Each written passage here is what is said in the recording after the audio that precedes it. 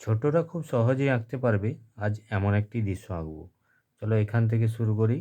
প্রথমে এখানে তোমরা একটা ওপরে ভি করবে। এরপর আস্তে আস্তে এই দিক থেকে একটা লাইন এনে নিচের দিকে সোজা নিয়ে আসবে এত দূর অবধি। এরপর এই দিক থেকে একটু বাঁকিয়ে আবার সোজা করে নিয়ে এসে এই দিকে বাঁকিয়ে দাও। মাঝে একটা ছোট্ট ভি এই দিক থেকে জয়েন্ট করে দাও। এরপর এখান থেকে করো একটা পাহাড়। এই লাইনটাকে সমান করে এনে আবার ছেড়ে দিয়ে এখান থেকে আরেকটা, আর এখান থেকে আরেকটা পাহাড়।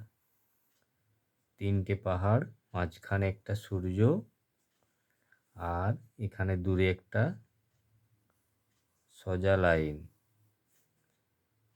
লাইনটা হাতেই টানার চেষ্টা করো, এইভাবে সোজা একটা লাইন।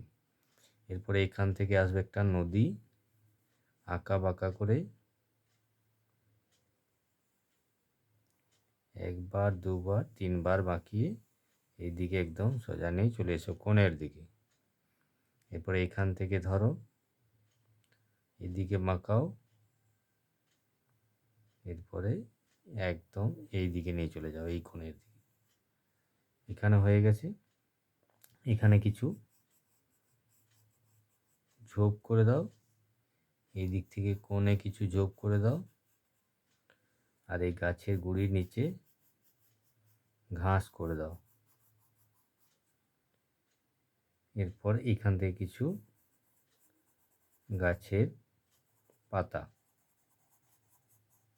এখানে কয়েকটা পাখি উড়ে যাচ্ছে।